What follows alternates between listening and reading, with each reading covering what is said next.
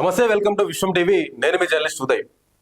తెలంగాణ రాష్ట్ర క్యాబినెట్ కు సంబంధించి ప్రతిరోజు కూడా ఒక చర్చ నడుస్తూ ఉన్నది.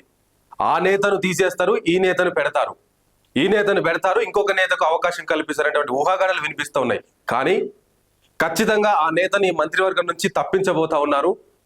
ఎందుకు అనంటే ఆ నేతకు పదవీ గండం ఉండదని చెప్పేసి జోరుగా ప్రచారం జరుగుతూ ఉన్నది. సో ఎవరా నేత, ఏంటి ఆ పదవీ గండం అనే విషయాలు చూసే ప్రయత్నం చేద్దానండి. Watch the special story.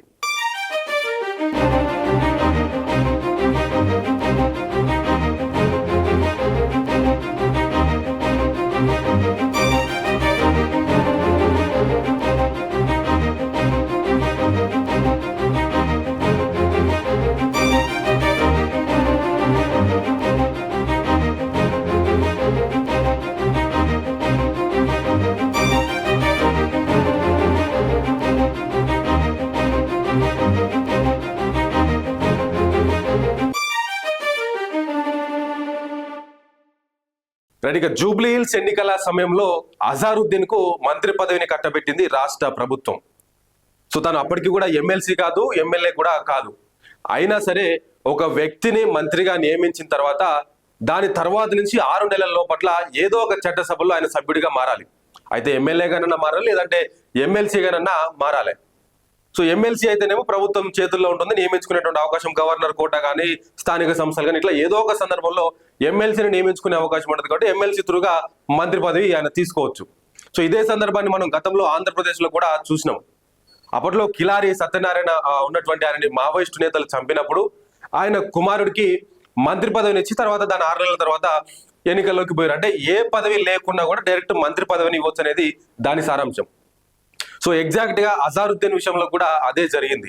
Jubilee Hills ఎన్నికల టైంలో నవీన్ యాదవ్ కు టికెట్ అనౌన్స్ చేసే కంటే ముందు అజారుద్దీన్ కు మంత్రి పదవిని కట్టబెట్టింది ప్రభుత్వం. సో దీంతో అక్కడ అజారుద్దీన్ కు లైన్ క్లియర్ అయిపోయింది. అంటే అజారుద్దీన్ కి టికెట్ ఇస్తారు, అజారుద్దీన్ కే టికెట్ ఇవ్వాలని చెప్పేసి మైనారిటీ నేతలు కావచ్చు చాలా మంది కోరుకున్నప్పటికీ అజారుద్దీన్ కి మంత్రి పదవి ఇచ్చి కాస్త తప్పించి నవీన్ యాదవ్ అక్కడి నుంచి టికెట్ ఇచ్చిర్రు. సో దీంతో అజారుద్దీన్ కు మంత్రి పదవి ఇచ్చిండ్రు, మైనారిటీ శాఖను ఇచ్చిండ్రు. దీంతో మైనారిటీ నేతలందరూ కూడా కొంత హర్షం వ్యక్తం చేసిండ్రు. సో మా నేతకు మంత్రి పదవి వచ్చిందని చెప్పేసి అందరూ సంబరపడ్డారు. సో కానీ ఆ పదవి అజారుద్దీన్ కు కట్టబెట్టి రేపు ఏప్రిల్ 30 వస్తే 6 నెలలు అవుతా ఉన్నది. అయితే ఇక్కడ ఇంకొక ట్విస్ట్ ఏంటి అని అంటే ఆ మంత్రి పదవి వచ్చిన తర్వాత ఇప్పుడు నేను ఇందాక చెప్పినట్లు 6 నెలల వ్యవధిలో ఎమ్మెల్యే కానీ ఎమ్మెల్సీ కానీ కావాల్సి ఉంటది ఆ సభ్యుడు. ఒకవేళ ఏది కూడా లేకపోతే 6 నెలల తర్వాత ఆ పదవి ఆటోమేటిక్ గా రద్దయ్యే అవకాశం ఉంటది. సో మరి ఏప్రిల్ 30 అంటే ఇంకొద్ది రోజులు మాత్రమే మిగిలి ఉన్నది. అజారుద్దీన్ ఇప్పటికీ ఎమ్మెల్సీగా లేడు, ఎమ్మెల్యేగా కూడా లేడు. అయితే గతంలో ఎమ్మెల్సీ అజారుద్దీన్ కు అదేవిధంగా కోదండరామ్ కు ఎమ్మెల్సీ పదవిని గవర్నర్ దగ్గర పెట్టింది ఆమోదం కోసానికి. కానీ గవర్నర్ ఇంతవరకు కూడా వాళ్ళ ఎమ్మెల్సీ పదవిని ఆమోదించడం లేదు. సో కోదండరామ్ విషయంలో కూడా అట్లనే ఇష్యూ జరిగింది, ఆయన పదవి ఆగిపోయింది. సో ఆయన కంటే మంత్రి పదవి లేదు కాబట్టి సరే కొంత వెనక ముందనే కూడా నడుస్తుంది. కానీ ఇప్పుడు అజారుద్దీన్ విషయంలో ఏం జరగబోతున్నదనే చర్చ అయితే జోరుగా సాగుతా ఉన్నది. ఒకవేళ ఏప్రిల్ 30 లోపు గవర్నర్ ఆమోదించకపోతే ఏంటి అజారుద్దీన్ పరిస్థితి? చట్టం ఏం చెప్తా ఉన్నది? మంత్రి పదవికి అర్హుడు కాదు. ఒకవేళ మంత్రి పదవి ఇచ్చినట్టే ఇచ్చి తిరిగి 6 నెలల లోపల తీసేస్తే ప్రభుత్వానికి కూడా చెడ్డ పేరు వస్తుంది. ముఖ్యంగా మైనారిటీ నేతలు అయితే తీవ్ర విమర్శలు చేస్తారు ఇప్పుడు ఒకవేళ అది జరిగితే కనుక.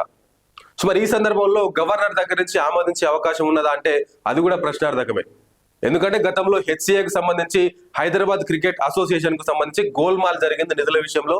ఒక 20 కోట్ల నిధుల గోల్మాల్ జరిగిందని చెప్పేసి అజారుద్దీన్ మీద ఆరోపణలే సుప్రీంకోర్టు కూడా దాని మీద కొంత తీర్పు ఇచ్చినటువంటి పరిస్థితి. సో మరి ఈ నేపథ్యంలో గవర్నర్ ఆమోదించడానికి, అంటే ఏ గవర్నర్ ఉన్నా సరే గవర్నర్ ఆమోదించడానికి అదొకటి అడ్డంకుగా మారింది అజారుద్దీన్ కు. సో ఆ అడ్డంకును ఆసరాగా చేసుకుని ఒకవేళ గవర్నర్ ఆమోదించకపోతే ఏప్రిల్ 30 తర్వాత అజారుద్దీన్ మంత్రి పదవి ఓడిపోనున్నది. లేదు అంటే గనక రాష్ట్ర ప్రభుత్వం ఇంకొంత ముందడిగేసి రేపు రాబోయే క్యాబినెట్ విస్తరణలు అంటే ఏప్రిల్ 30 తర్వాత మా పదవి రద్దయిపోయిన తర్వాత మళ్ళీ 6 నెలల వ్యవధికి గాను రాష్ట్ర క్యాబినెట్ లోకి మళ్ళీ కొత్తగా తీసుకుంటే గనక సో ఒక 6 నెలల టైం మళ్ళీ మిగిలి ఉంటది. నెక్స్ట్ రాబోయేటువంటి 6 నెలల్లో ఇంకొక పదవి ఇవ్వాల్సి ఉంటుంది. అయితే నవంబర్ 14వ తారీఖు వరకు కొన్ని ఎమ్మెల్సీలు ఖాళీ అయ్యేటువంటి అవకాశం కనిపిస్తున్నది రాష్ట్రంలో.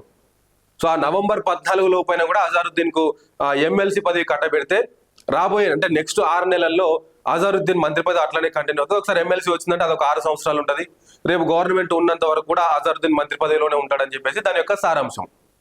సో ఈ నేపథ్యంలో అజారుద్దీన్ కు పదవి గండం పట్టుకుందా అంటే అవుననే వార్తలు వినిపిస్తా ఉన్నాయి. అజారుద్దీన్ జూబ్లీహిల్స్ ఎన్నికల టైంలో భారీ ఎత్తున ప్రచారం చేసుకున్నాడు, తనకే టికెట్ వస్తుందని చెప్పేసి. గతంలో కూడా జూబ్లీహిల్స్ నుంచి ప్రచారం చేసి స్వల్ప ఓట్ల తేడాతోనే ఓడిపోవడం జరిగింది. సో ఈ నేపథ్యంలో మంత్రి పదవి ఇచ్చిన తర్వాత ఇక కాస్త సైడ్ అయిపోయిండు, జూబ్లీహిల్స్ ని కాస్త పట్టించుకోవట్లేదు. నవీన్ యాదవ్ కూడా ఎమ్మెల్యే అయిపోయింది. ఇట్లా వీళ్ళిద్దరికి కూడా సైతే కుదిరింది. కానీ ఈ నేపథ్యంలో వినిపిస్తున్నటువంటి వార్తలు ఏంటి అని అంటే జూబ్లీహిల్స్ ఎన్నికల నాటకంలో అజారుద్దీన్ ఒక పావులాగా మారిందా అంటే అవుననే సమాధానం అయితే వినిపిస్తా ఉన్నది. ఏప్రిల్ 30 లోపు గడువులోపు గవర్నర్ ఒకవేళ ఆమోదించకపోతే పదవి రద్దవుతుంది. గవర్నమెంట్ ఇంకొక అడుగు ముందుకేసి లేదా రేవంత్ రెడ్డి ఇంకొక అడుగు ముందుకేసి మళ్ళీ రాబోయే కేబినెట్ లో అజారుద్దీన్ తీసుకుంటాడంటే కూడా అది కూడా ప్రశ్నార్థకమే. ఎందుకంటే ఒకసారి పదవి పోయిన తర్వాత మళ్ళీ చాలా మంది లైన్ లో ఉన్నారు. ఇప్పటికే నిన్న కూడా కోమటిరెడ్డిని తప్పిస్తారు, కొండా సురేఖను తప్పిస్తారు. ఇప్పుడు మళ్ళీ అజారుద్దీన్ కూడా రేపు ఏప్రిల్ 30 లోపే అవకాశం ఉంది కాబట్టి ఆయన ఇప్పుడే తప్పించి ఇంకొకరికి అవకాశం ఇస్తారని ఇట్లాంటి ఊహాగానాలు జరుగుతున్నటువంటి క్రమంలో ఒకవేళ అజారుద్దీన్ కి కనుక పదవి తప్పిస్తే లేదా ఆయన గడువులోపు ఎమ్మెల్సీ పదవి రాకుండా పదవి పోతే కనుక ఇవాళ గవర్నమెంట్ కు తీవ్ర నష్టం జరిగేటువంటి అవకాశం ఉన్నది. అది రేపు రాబోయే ఎలక్షన్ లో పెద్ద దెబ్బ పడేటువంటి అవకాశం కూడా లేకపోలేదని విశ్లేషకులు అయితే మాట్లాడుకుంటా ఉన్నారు. సో మరి చూడాలి, ఇంకొద్ది రోజులు మాత్రమే మిగిలి ఉన్నది. ఏప్రిల్ 30 లోపు గవర్నర్ ఆమోదిస్తాడా లేదంటే ప్రభుత్వం ఇంకేదైనా చేయబోతున్నదా? ఎందుకంటే ప్రజెంట్ ఎమ్మెల్సీలు కూడా ఎక్కడ కూడా ఖాళీలుగా ఉన్నటువంటి పరిస్థితి లేదు. ఆగాలి అంటే కనుక నవంబర్ అంటే అక్టోబర్ నవంబర్ వరకు ఆగాల్సిందే. సో మరి ఆ లోపు అజారుద్దీన్ మంత్రి పదవి నిలబడేది ఎట్లా? చట్టసభలో సభ్యునిగా లేకుండా మంత్రి పదవి నిలబడేది ఎట్లా? వీటన్నిటి మీద ప్రభుత్వం ఏం ఆలోచన చేస్తా ఉన్నది అనేది మరికొద్ది రోజుల్లోనే తెలబోతున్నది. మరిన్ని విషయాలతో మీ ముందుకు వస్తూనే ఉంటాను. చూస్తూనే ఉండండి విశ్వం టీవీ.